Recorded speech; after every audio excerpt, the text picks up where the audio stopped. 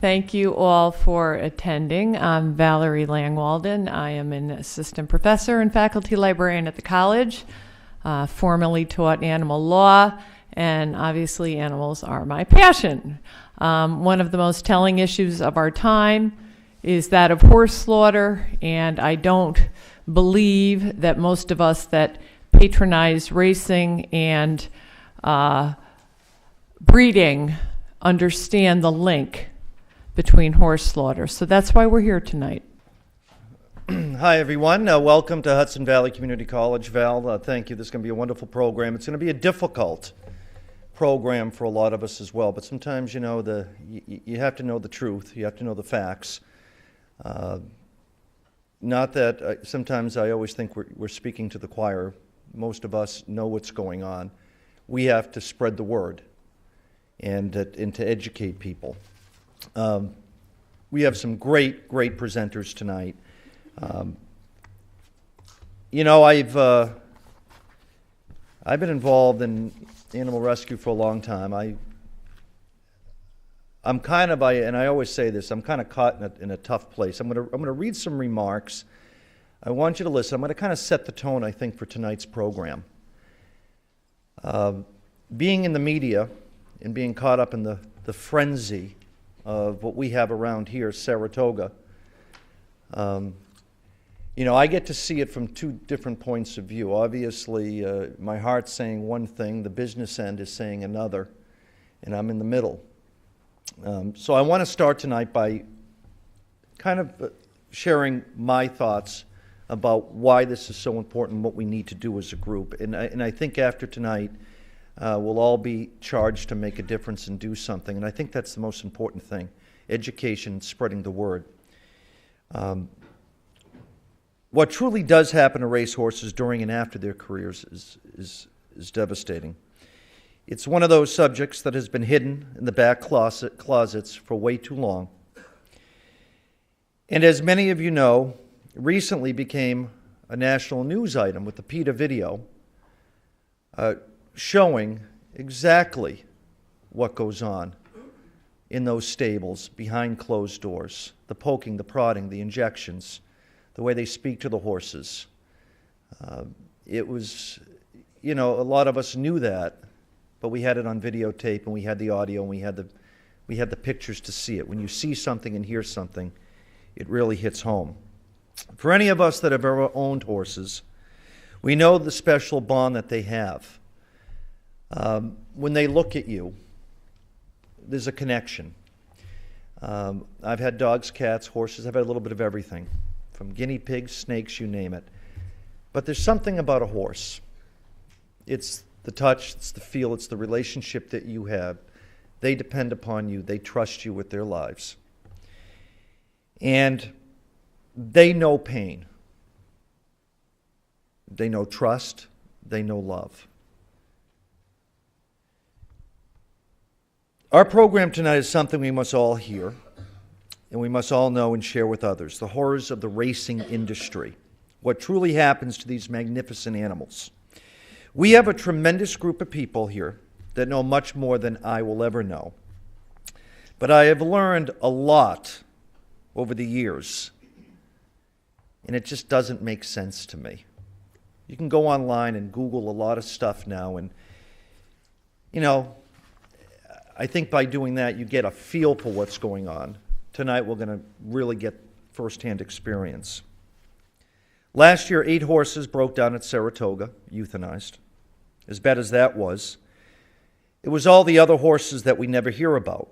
Their end is without respect or dignity, but rather through the inhumane process of going to auction, and I use that in quotations, a word the horse industry uses to hide the fact they are actually going to slaughter.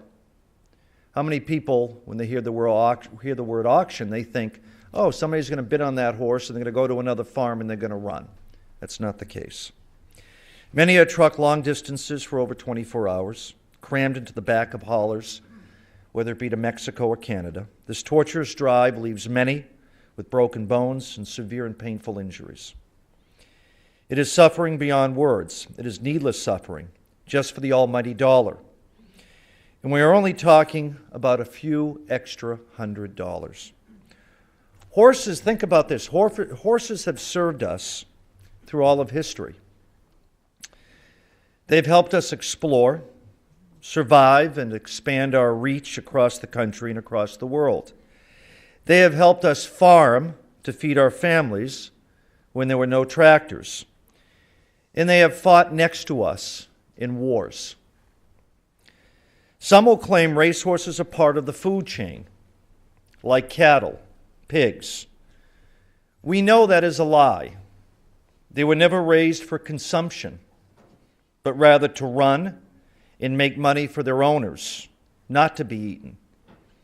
These are not farm-raised horses for slaughter like some will tell you. That is an insult to our intelligence. They only become food when they are not paying for their room and board and veterinary care. When they are not making money, they are disposable and shipped to Canada and Mexico. Each year, over 100,000 horses go to slaughter. Numbers vary, could be 25,000, 30,000 thoroughbreds. I'm sure people up here know a lot more than I do. The racing industry is a huge business, constant breeding to find the best bloodlines, to find the next champion. In order to have all these foals, think about it, something has to give. Room has to be made. And the end result is so many horses going to slaughter needlessly to find the next champion. As for human consumption, and I know we're going to talk about this tonight, this is a frightening thought. These wonderful horses are drugged their entire lives. Some estimates put it at over 180 different drugs. Many are PEDs. And then these horses are actually eaten. This madness just doesn't make sense. There is something terribly wrong here on so many different fronts. I've been in pet rescue my entire life, and I'm a realist. We can't save every dog, every cat. We do our best to make a difference in one pet's life. The same is true about horses. For those that cannot be saved, humane euthanasia, not death by the hands of a slaughterhouse. They deserve so much more than that. There are so many horse rescue groups, if they only had some funding and assistance to help what they do. Over $20 million in taxes are paid to New York State from horse racing. Why not set up 5% of that money? We're only talking about $1 million to go to help horse rescue, to rehabilitate horses, to find them homes. And if we can't do that, humane euthanasia, not the end at a slaughterhouse. Is that asking too much? I don't think it is. New York has to be the leader and take this to the next level. If they don't, we will continue to educate and spread the word of what is going on in the racing industry. They will ultimately be hurt financially, so it is in their best interest. I would be remiss if I didn't talk about the role media has in horse racing. I'm caught in the middle here, but I'm going to tell you what I know. There is no doubt on a local level, Saratoga and Naira, with their strength and money, dictate coverage for TV, radio, and print. Millions of dollars are spent on commercial times in this market, and for that matter, throughout the entire state. This advertising is the lifeblood of TV, radio, and print. They want a piece of the pie every year. How many times have you ever heard an anti-Saratoga racing story? I would say never. If you do it, you may lose money and upset the people who are spending the dollars. It is so obvious in my 25 years in Albany. I see it at all the stations. You can probably count on one hand how many negative stories are done. But every day they're doing stories on how good the track looks, how many people showed up, and how many champion horses arrived. It never ends. As many of you know, I broadcast there for the entire meet, 3 days a week, for 7 weeks. It's the longest 7 weeks of my life. It's tough to watch horses walk by you every day, and I'm right there at the paddock, and know that a lot of those horses won't be around next year. It does give me the opportunity to talk to people and explain the horse racing industry. You'd be amazed. Almost no one knows what really happens. When I talk to somebody about Saratoga and how many of these horses will end their lives, they look at you like you have 3 eyes. That's the key. It's educating, letting people know what's happening. There's always going to be the die-hard racing fans who don't care what you say, but it's the casual fan that if they know, they may think twice, or better yet, get involved in making changes. We are never going to stop horse racing. In a perfect world, yes. But changes for the better can be made.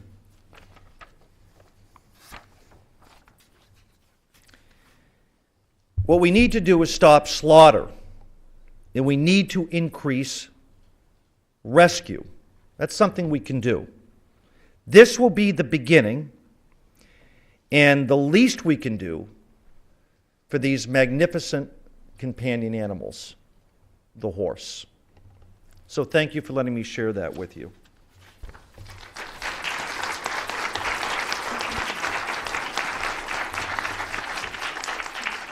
Now, we have a great group, and I apologize for taking up so much of your time. Joyce Anderson, I'm going to have Joyce come up here and say a few words. I know she wants to talk about this awesome book. You know, I read a lot of stuff online, and Joyce put together, and she'll have copies of this. It's called the Fancy Hat Veneer, and she'll explain this. It's like a Bible, like a handbook that you can make reference to.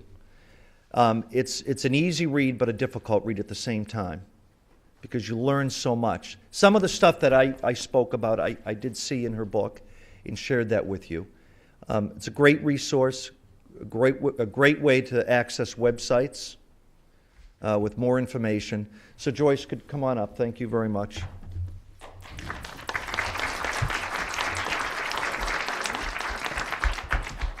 Good evening. I guess everyone is here because they love horses and they love animals.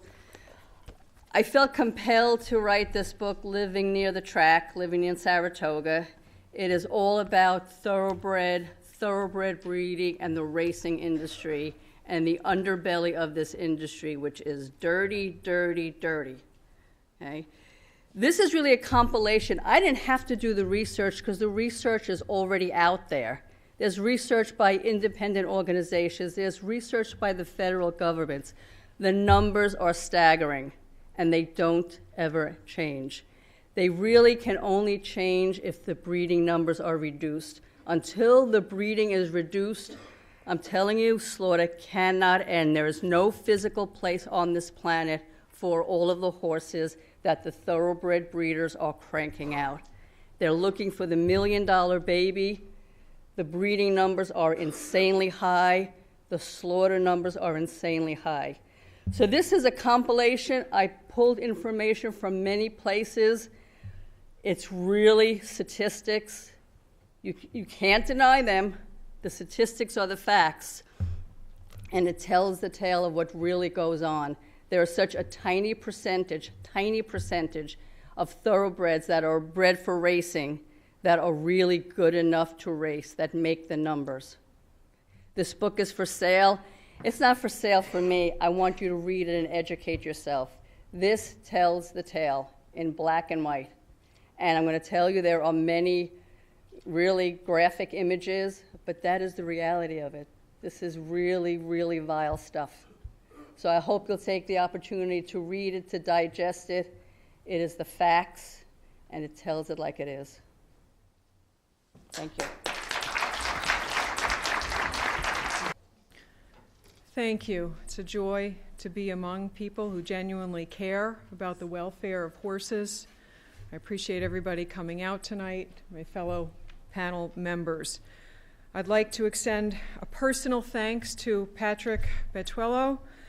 If it weren't for him, I wouldn't be standing here, and to express my gratitude to Patrick for his tireless work in keeping track of and remembering fallen racehorses on the only website that I am aware that does such horse racing wrongs. Thank you, Patrick.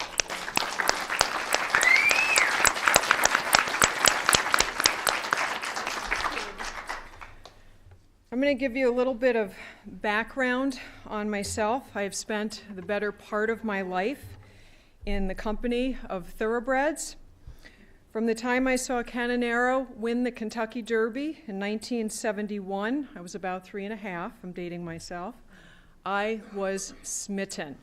I absolutely fell in love with thoroughbreds, and since childhood I have been involved with every aspect of caring for them, from mucking stalls to foaling to the winner's circle and everything in between. For many years, I showed off-the-track thoroughbreds before they became popularized as OTTBs. These 3 horses are all thoroughbreds that came off the track that I personally spent many years showing, and they taught me things that I'm still trying to learn and figure out today. I galloped racehorses at Saratoga for Todd Pletcher and Bill Mott, and retrained thoroughbreds for use in different disciplines. And I operated a breeding, boarding, and training facility through 2011. In that time, I too have said goodbye to many beloved equine friends who took their last breath in my arms, horses that otherwise would have been sent to a slaughterhouse. For a time, I believed that I could make a difference in the racing world by doing right by my horses. I believed that by raising big, bold, sound New York breds who could handle the demands of racing without drugs, that I would have a competitive edge.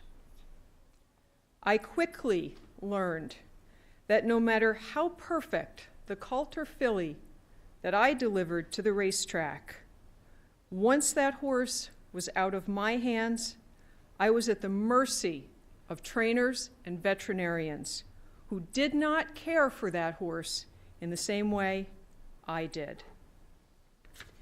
Having lived with horses and understanding their willingness to try, their resilience and their loyalty, it never ever occurred to me that anyone would compromise the health, soundness, and well-being of the animals upon which they make their living. In 2.5 weeks from this evening, all eyes will be focused on 20 coveted thoroughbreds prancing to the tune of my old Kentucky home on the first Saturday in May, as they ready themselves to deliver to the public the most exciting 2 minutes in sports. Exciting, maybe, for those who haven't been exposed to the reality of what it takes to get a horse to the Derby. Exciting for those who have no idea that in the same year, 23,130 other thoroughbreds were registered. And exciting maybe for those who have no idea that approximately 20,000 thoroughbreds per year are butchered for human consumption, including the 1986 Kentucky Derby winner, Ferdinand. Talking Heads will spotlight celebrities, interview top trainers, glamorize wealthy owners, and gush over the pageantry on parade. Featured reports will be edited to show the world just how much these men and women truly care for their racehorses. For a brief time, I too was complicit in promoting racing and ownership through unbridled TV which I started on the backstretch of Saratoga, interviewing all the top trainers, and with Unbridled Racing partnerships, I was both determined and naive. In March of this year, PETA exposed the world to a different view of equine life at the racetrack. A 9-minute video released through the New York Times shocked viewers with a collage of cruel and abusive practices forced upon thoroughbreds. I was not surprised. In 2011, while investigating the breakdown of my own horse, Bourbon Bandit, I learned the ugly truth all on my own. I discovered firsthand that the excessive and illegal use of drugs to keep injured horses racing was pervasive and mainstream. Where human athletes are disparaged and sometimes publicly destroyed by doping, racehorses are restrained and forced to be drugged. The New York Times ran my findings as a lead-in on page 1 in September 2012. The racing industry's reaction to PETA's expose is shameless. Participants claim a highly edited, out-of-context portrayal and have chosen to launch an attack on the messenger rather than outing abusers from their own industry. I can tell you, as an insider of 30 years, PETA's video reveals the absolute truth as to what happens day in and day out on the backstretches of America. Maimed and crippled horses are drugged by racetrack veterinarians who enable them to race until they die on the track or simply disappear behind the scenes. Win or lose, the majority are packed onto crude livestock trailers without their pain medication, without food, without water, never to be seen again. It has long been thought that drug abuse in thoroughbred racing only takes place at the lowest levels. PETA's video featured the biggest names in the sport, among them champion trainer Steve Asmussen. After its release, Asmussen's 2014 Hall of Fame nomination was tabled. Prior to its release, the 16-member nominating committee of the Racing Hall of Fame glossed over his 75 doping violations. How desperate is the Racing Hall of Fame to proudly nominate such an abuser to sit among its stars? 75 doping violations he had already accrued before being nominated by 16 knowledgeable members of the horse racing community. Already inducted Hall of Fame jockey Gary Stevens and D. Wayne Lucas, a trainer who has won a record 14 Triple Crown races, joked over the illegal use of electric battery shockers, small tasers, used to terrify horses into running harder. Lucas likened the buzzing sound to that of a full-blown orchestra, stating everybody had one. These men have made millions of dollars on horses, and they found humor in having tortured them to run faster or break down trying. Neither Lucas or Stevens has offered an expression of any remorse for the pain and suffering they caused horses they willfully abused. And interestingly, in 2013, Lucas won the $1 Million Travelers at Saratoga with "We'll Take Charge." After the victory, accusations came out that his jockey used a buzzer. The New York Gaming Commission investigated. The report did not mention Lucas's history with buzzers, and no penalty followed. PETA's video also caught New York's go-to veterinarian, Dr. James C. Hunt, Jr., jamming a syringe of Lasix into the jugular vein of a frightened and highly restrained horse. The horse had no say in the matter. With the bloody needle still in hand, Hunt admitted, "They probably don't need it. It's a performance enhancer." The World Anti-Doping Agency has banned the use of Lasix in all human sports due to its alleged use as a masking agent for other drugs.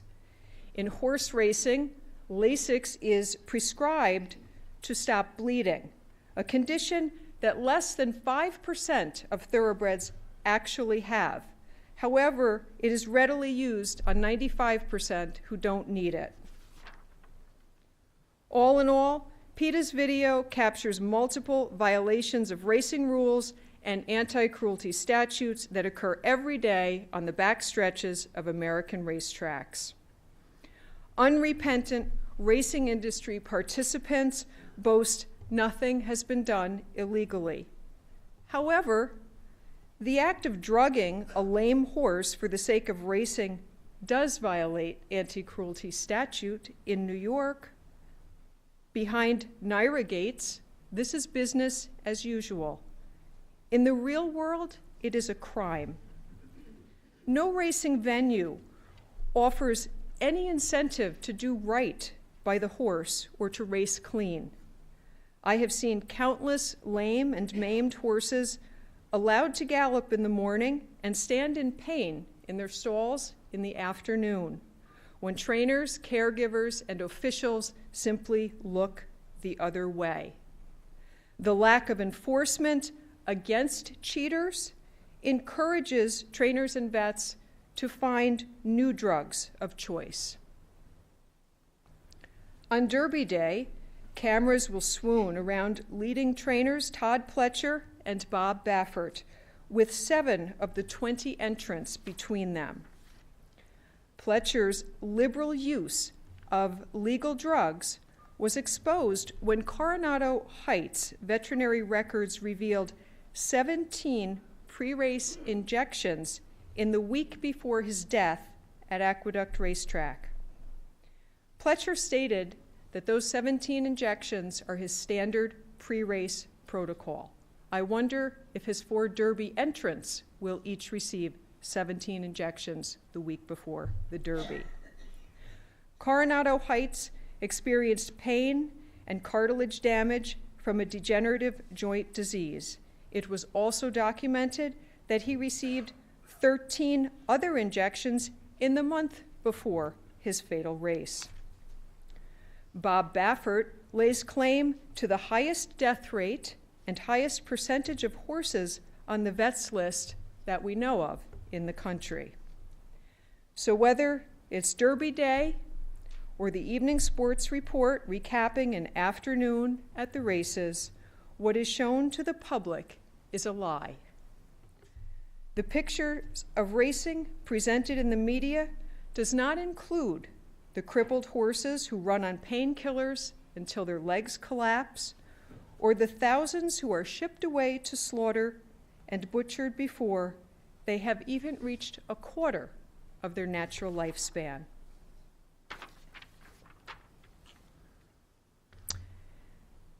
And you sure as hell won't hear that every bet you place on a horse continues to fund this heinous cycle of abuse in the sport of kings. In the case of my horse, Bourbon Bandit, without my knowledge or consent, 9 racing rules and anti-cruelty statutes were violated by his trainer, Bruce Levine, and several state statutes governing the licensing of equine practitioners were violated by his veterinarians, Dr. James C. Hunt, Jr. of the PETA video, and Dr. Gregory C. Bennett. These violations contained actionable crimes carrying jail time and over $250,000 in fines.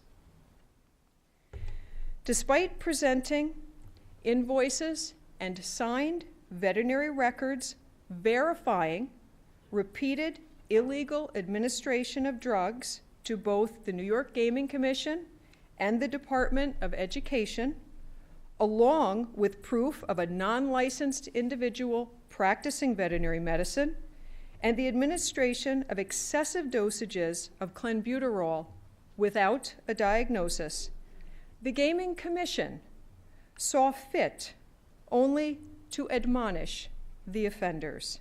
Perhaps it is because they are all longtime friends. To date, the Department of Education, responsible for licensing veterinarians in New York, has not taken any action, but I am told they have an ongoing investigation. It took 6 months of repeated phone calls and emails to get the New York Gaming Commission's head investigator, Joel Levison, to simply list Bandit on New York's injury database. With this protocol, I wonder how many other injuries go unreported.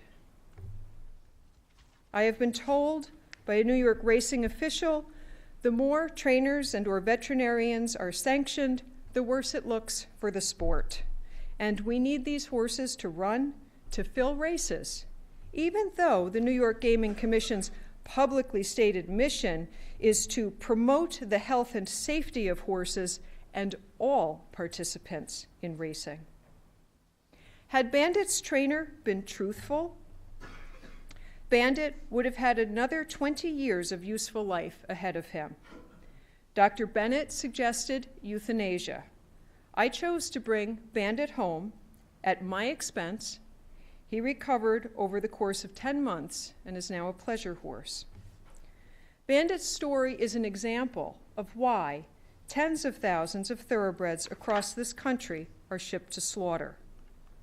The majority of thoroughbreds coming off the track are injured to the point of requiring several months' recovery in a stall, usually at a minimum rate of $600 a month for board, and often ongoing veterinary care, which can equal the same. Even once recovered, these horses are often then rejected by veterinarians who conduct a pre-purchase exam for the use of these horses in other disciplines. It is not only thoroughbreds coming off the track that are at risk. It is brood mares who are past their prime, stallions who didn't live up to expectations, and the many unregistered thoroughbreds whose owners lost heart or money before registering the foal they chose to bring into this world.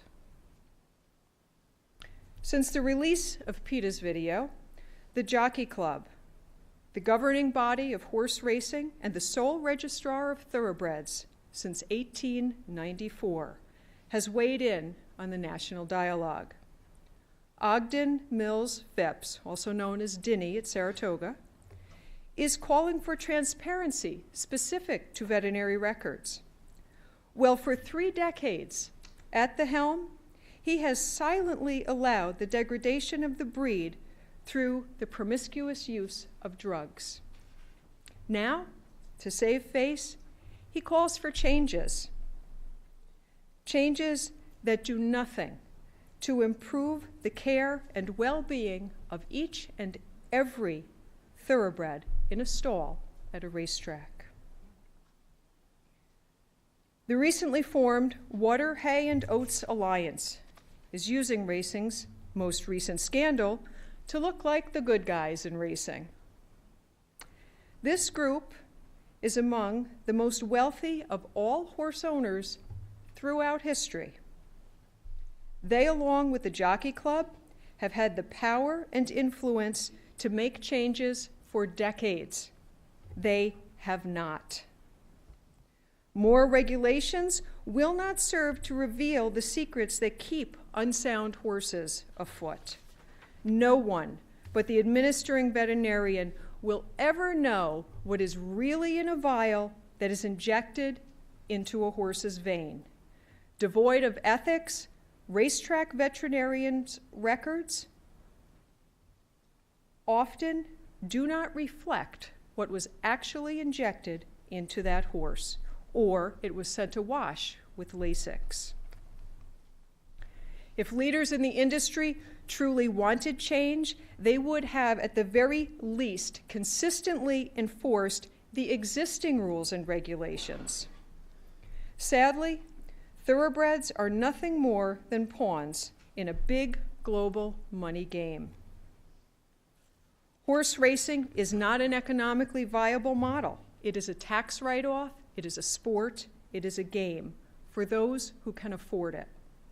At present, it cannot exist without subsidies, incentives, and federal tax benefits. Horses housed at the racetrack cost an owner approximately $100 per day, or $3,000 per month. If that horse is not earning its keep, it is an expense. And for most owners, their only concern is to eradicate that expense. Most owners are not hands-on and do not have a connection with the horse other than how that horse makes them feel when that horse is on the racetrack. New York State is incentivizing breeding, and in doing so, producing horse meat. Pro-horse racing factions have united to make a case for the huge economic impact horses make in New York State as job creators. But they do not address in any realistic fashion the overbreeding or the maintenance of those animals who naturally live another 25 years or more past retirement from their racing career. Since 1989, 25 years ago, 815,904 thoroughbreds have been registered with the Jockey Club. How many are alive today? We do not know. The Jockey Club does not require any formal or official reporting of the death of a thoroughbred it has registered. If their concern is real for thoroughbreds and sincere, wouldn't it be mandatory that every thoroughbred is microchipped and tracked? On average, a non-racing thoroughbred will cost approximately $600 to $700 a month to maintain. That's $8,400 a year, barring any major medical incidences. The simplest math speaks. To maintain 20,000 non-racing thoroughbreds a year equals $168 million per year. There is no program, no rescue, and no economic package that is big enough to sustain the number of horses being bred. As I see it, after a lifetime in the business, there is no answer to stop thoroughbreds from going to slaughter unless there is a significant reduction in the number of horses being bred. Anything less than that is propaganda and a Band-Aid to cover up the fact that it is impossible to fund and sustain a quality of life for the numbers of thoroughbreds being produced. Overbreeding is the source of the problem that the thoroughbred industry refuses to speak up on and address head-on. Until incentivizing breeding is stopped and tax incentives for doing so repealed, the majority of thoroughbreds purposefully bred and brought into this world for racing will end up in kill pens. And friends, no horse deserves that end. Thank you for your time.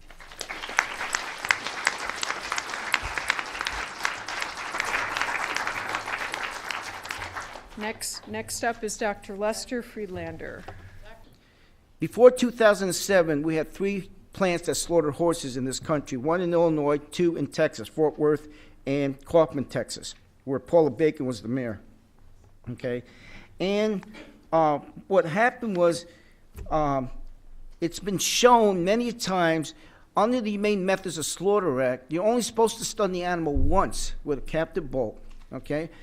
If you strike it more than once, it's a federal violation. The plant should be shut down, written up. It's been proven that a lot of these horses that were slaughtered back then had 8, 9, 10, 11 different holes in their skull before they went down. This is amazing. These horses suffered, okay? And Alfred Almanza, who's the district manager there in Dallas, never shut any of these plants down while he was there. Okay. I want to kind of give everyone an overview because you've heard a couple of speakers about different things. We're really here about thoroughbreds. So what I want you to understand is there are millions of dollars in breeding incentives. In other words, breeders are paid to breed, knowing full well that only a very small percentage of those horses will ever be able to make it to the track. There is no money allocated for retirement or after race career. And you know that a horse, maybe you don't know, horses can live 25, 30 years. Their racing career is a very small part, maybe 5 years at the most. The whole industry is under a covenant of silence. Everyone knows what's going on, but it is all very, very sheltered. The only time it's exposed if someone gets busted red-handed. The drug abuse is prevalent.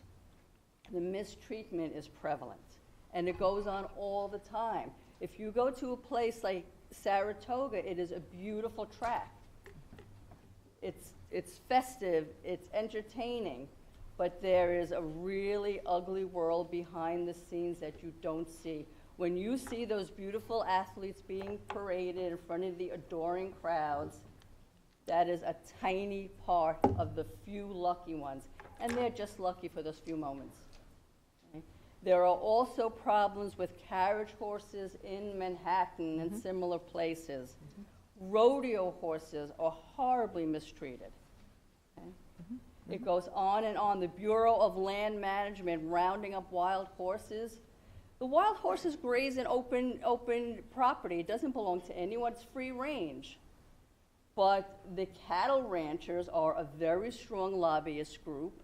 They put the pressure on the politicians. They do not want to share the open range with wild horses. They want it so their cattle can graze there. That's what happens. Okay? Just one more thing, honey. That's okay, dear. In New York State, see, we love each other. In New York State, this is very interesting. There was a hearing, and it was called the New York State, I have it here, the New York State Task Force. And one of the members who sat on this task force was a veterinarian named Scott Palmer. And he proposed that they create a position, $200,000 a year position, which is a nice salary. I could probably live on that. And that position should be for an equine medical director. So they reviewed the findings of the task force. They decided to create that position. And guess who they put in that position? Dr. Scott Palmer, who recommended the creation of the position. Well, that's great. He may be qualified for that. However, he is a pro-slaughter vet. I have a document, an article in my book, 2005, where this Dr. Palmer states that he is pro-slaughter. And this is who our home state, New York State, chose to sit as their equine welfare director. One of the things I just want to mention about my book, and Patrick, hi there. I put a lot of energy in documenting very recent stuff from 2012 and 2013, because I don't want anyone picking up this book and going, that doesn't happen anymore. Yeah, this stuff going on right now. Okay, thank you. I had to get that over my chest. Hey, we have a presentation. We really made it, abbreviated it quite a bit, and it's not pretty. It is actual slaughter footage. But it's really important that you understand the savagery of the process. No living creature deserves this, and certainly not the iconic American horse. The following presentation shows what happens to U.S. horses from the time they cross the border until the time they are forced to kill the box at the slaughter plants in Canada. There are very many graphic images of horses being killed. If you do not wish to view them, or feel free to leave at any time and return at the end, please do so. This presentation was created by Lonnie Stewart. She is the Director and Administrator of Research of the Canadian Horse Defense Coalition. They have a specific agenda. You can see it up here. They were founded in 2003 and in 2009 became a nonprofit. Their mission is to ban horse slaughter in Canada as well as live export. Horses are bound for slaughter are sent to Japan alive and then butchered there. They educate through investigations, exposés, and direct advocacy. And some of their initiatives are adoption initiative as well as euthanasia assistance. The Canadian Horse Defense Coalition believes that horses are companion animals and working partners, not a commodity or a food item. In this presentation that Lonnie created, she is documenting the journey of a horse. Her number is right here, 3803. She was originally sold to the owner of Sugar Creek in Ohio, which is a kill auction. A kill auction is where meat buyers go to purchase horses specifically to be slaughtered for meat. There are several in the country. So this is a bill of lading showing their number and just some stats about them, breed and size, age, and so on. Okay. This is the next one, Yep. right? In this particular horse's documents, they had a photograph of her lip tattoo. And the lip tattoo identifies the horse, and there is a database from the USTA where you can actually go in, put in a number, and it tells you about the horse. So what this tells us is her name was Major Baby. She was a standard bred, probably used for driving. She may have been bred, we are not sure. She was 12 years old when she was killed. Most horses going to slaughter are picked up by auctions, at auctions by kill buyers who are contracted by the slaughter plants.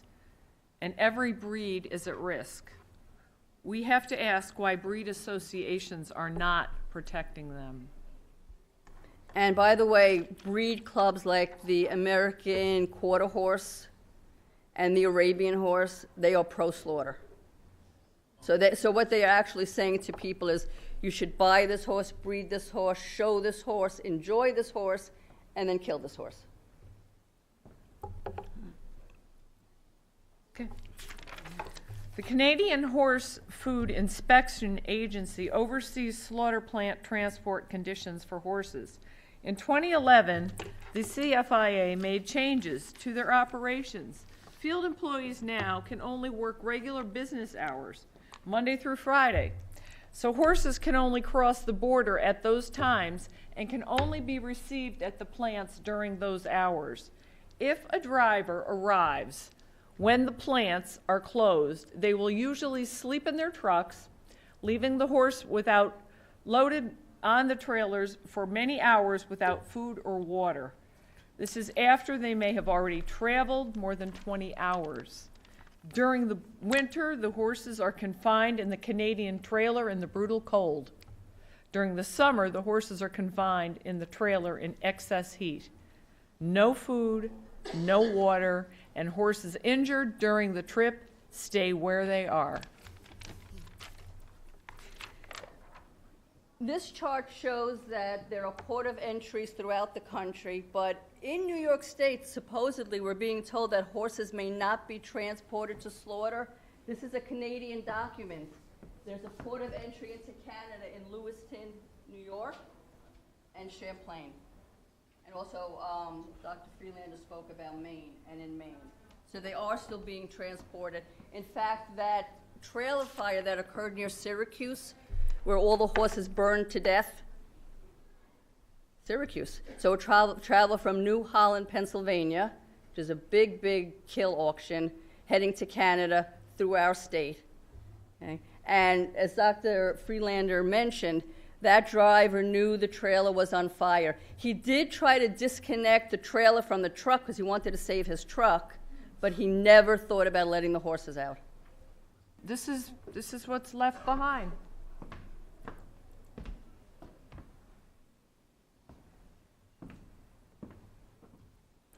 I want to just take a minute or two to explain how the horses are transported. The horses are transported in stock trailers. Stock trailers are one big open trailer. In other words, I'm sure you've all have seen the fancy horse trailers where there's compartments, so each horse goes into their own compartment.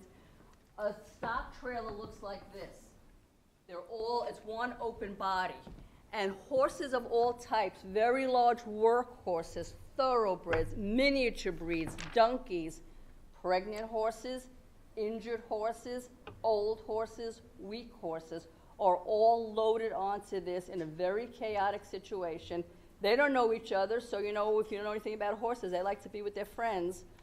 So all sizes, health conditions, breeds are all loaded together in this open trailer. Then when they get to the slaughterhouses, Dr. Freeland, is this a double-decker trailer? No. Okay. All right. The horses are unloaded into pens. So this just gives you a visual of what they look like. And in this slide, this is a worker at a slaughterhouse using a forklift to discard the unusable dismembered parts, which would be things like hooves, heads, hearts. Now, inside the plant, That's it. along. Yep, no, you're right. Right here. The horses in the holding pens still have the green tags with their processing numbers. They are thin, clearly hungry. They are too weak to stand, and many cannot hold their heads up. By the way, in that particular manifest that showed the horse number 3803, on that trailer there was a mare that gave birth while being transported. So they're going from Ohio to Canada. That's about 28 hours, maybe 24 hours. She gave birth, so that means somebody, number one, let their mare get pregnant. That happens if you let a stallion run with the mares. Put a full-term pregnant mare on a trailer. She delivered on that trailer. I don't know how the foal didn't get trampled. They killed the foal immediately, not enough meat. And the mare was killed in the production line just a few hours after giving birth. While one horse waits to be killed in the chute, the next horse is waiting and watching in the pen behind. The horses see and hear everything. This goes on all day, day after day. The shooter in this video was seen frequently whipping horses and using what appeared to be an electronic probe.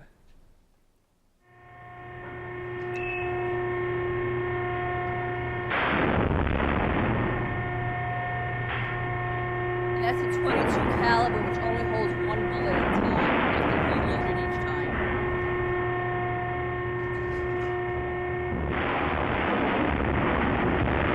And this poor horse is fully took more than one shot. And the next horse is coming in behind. You have to understand this floor is full of blood and brain matter and manure. It's slanted. They can't get their footing.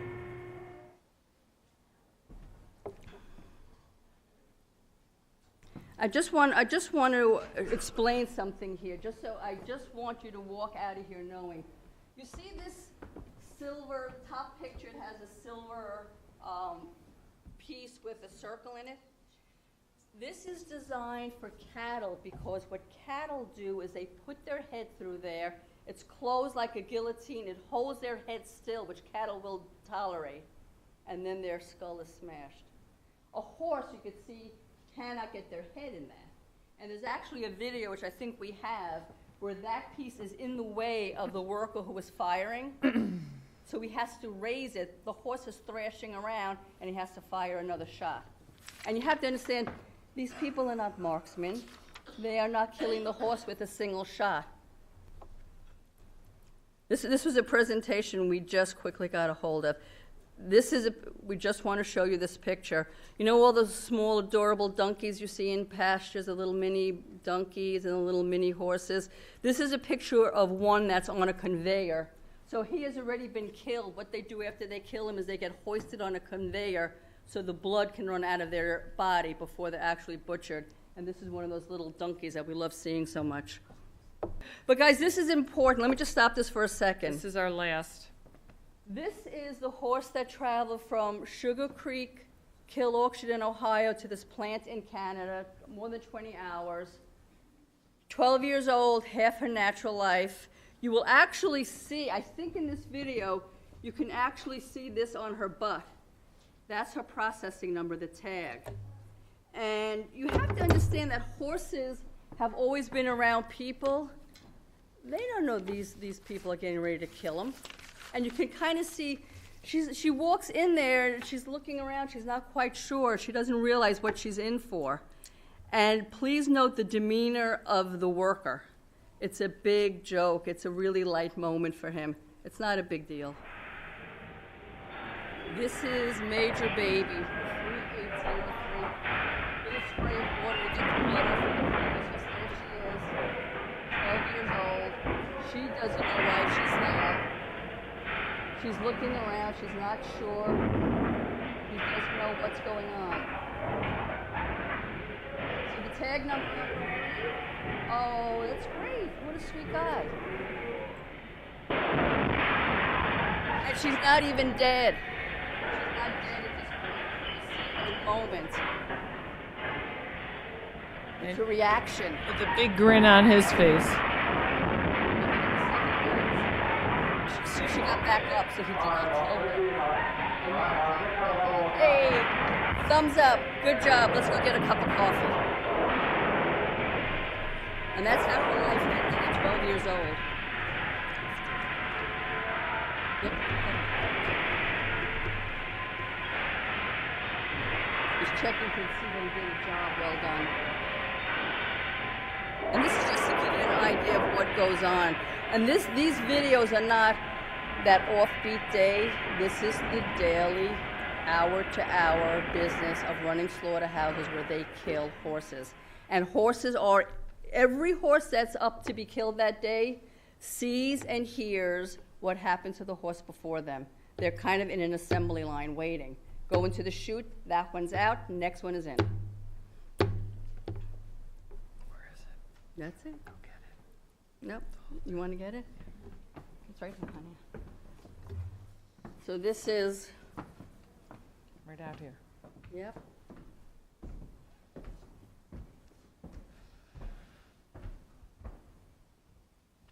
Thank you for your courage in staying tonight. It's not easy to watch this stuff, you know that.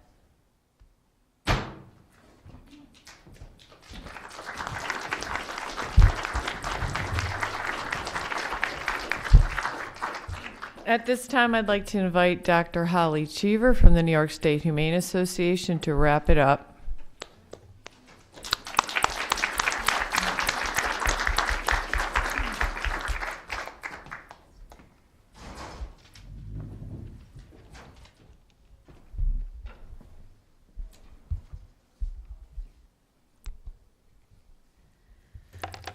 It's always a little hard to get launched after seeing some of these shots. And actually, although you may not appreciate it, this is the gentlest of all the videos I've ever watched. If you feel like rubbing salt in your wounds, there is a website of the very few, well, that's not even unkind, the very few veterinarians who are on the right side of this issue, in my opinion, called the Veterinarians for Equine Welfare. I have not been on their website in a while, but they had reams of Canadian slaughter footage in which you would see a horse sometimes shot as much as a dozen times, screaming and flailing each time. So please understand that as grim as this was, this is nothing compared to pretty much the daily fare of what goes on in these slaughter plants. My original mission was to sort of thank everyone and kind of sort of summarize a little bit of what's going on here, what we've done this evening. And I do appreciate, as Val says, those people who were able to stay and watch. And for those who left, I'm assuming that you know what you were going to see, and you don't need to be convinced. You just don't need to feel the pain necessarily, but you're still going to be articulate and go out there and educate, which is what we're hoping this evening will empower you to do.